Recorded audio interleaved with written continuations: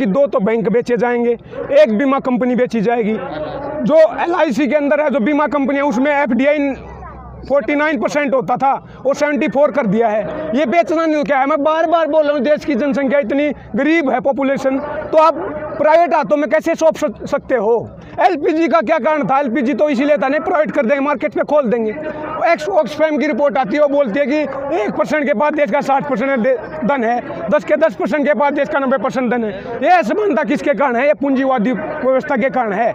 यहाँ पे समाजवादी व्यवस्था होनी चाहिए, लागू होनी चाहिए, जब हम देश को, गरीब जनता को उठा सकते हैं। वो आज खतरे में है, तो हम जब तक हटने वाले नहीं है। एक किसान की लड़ाई नहीं है, ये सबकी है। गरीब, किसान, मजदूर, पिछड़ा, दलित, आदिवासी, अल्पसंख्यक, सबकी बात है, क्योंकि हर किसी की जेब पे असर पड़ने जा रहा है। 2018 में बोला ना, दलितों का लपेटा बीमा करोगे उनके थ्रू।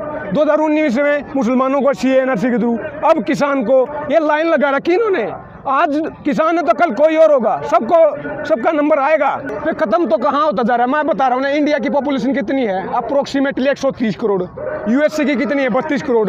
यूरोप की कितनी है? लाखों में जनसंख्या होती है। 28 देश है यूरोप में, उसमें लाखों में जनसंख्या होती है। जहाँ पे लाखों में जनसंख्या होती है वहाँ पे ह्यूमन डेवलपमेंट होता है। ह्यूमन डेवलपमेंट कौन सी? तो अब होती है, अब देश को, लोगों को पढ़ाया लिखाया जाता है और स्वस्थ रखा जाता है। ह्यूमन डेवलपमेंट पे पैसा लगाया जाता है। मैं उदाहरण के लिए बता दूं, जापान और कोरिया हमारे एशिया में होने के बावजूद हाईली डेवलप्ड है। क्यों है? क्योंकि ह्यूमन डेवलपमेंट में पैसा लगा है। पॉपुलेशन उनकी भी काफ़ी मात्रा में है, कम नहीं है, लेकिन वहाँ पे ना तो ज़मीन की, खेती की ज़मीन है, ना किसी प्रकार का कोई खेती से रिलेटेड इकोनॉमी नहीं, लेकिन उन्होंने ह्यूमन डेवलपमेंट पे पैसा लगाया है और आज वो USA को, यूरोप को टक्कर दे सकते हैं।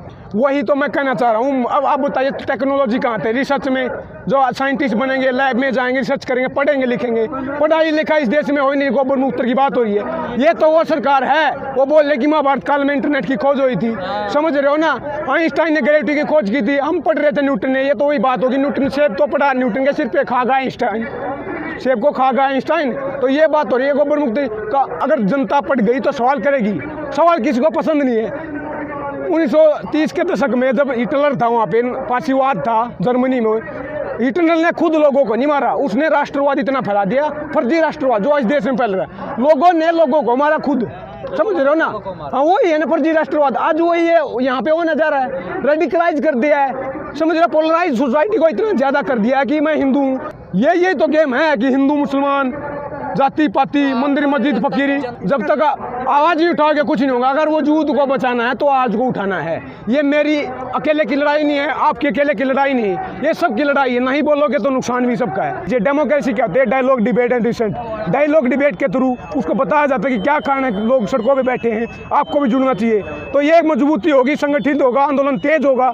आपने देखा होगा 26 जनवरी के बाद ये आंदोलन और भी तेज हो गया है। लोगों ने कहा था कि ये तो पीछे जा रहा है, लेकिन जब जो शेर होता है ना, जो 2 डंग पीछे लेता है तो सोचते हैं कि तो चला गया, लेकिन वो लंबी छलांग लगाता है। ये लंबी छलांग है, पहले से तेज हो चुका है। मैं अपनी बात को खत्म करना चाहूँगा। भगत सिंह की कौम है ये।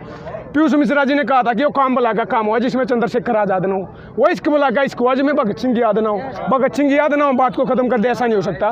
भगत सिंह ने कहा था कि लिख रहा हूँ अंजाम जिसका कल आगा जाएगा, मेरे खून का एक कतरा इनकलाब लाएगा। जोर से बोलना है, क्योंकि उसी भगत सिंह ने कहा था कि गूंगे बहरों को सुनाने के लिए धमाका जरूरी होता है, और ये आवाज़, ये जुबान हमारी धमाका है। पार्लियामेंट तक आवाज़ जानी चाहिए।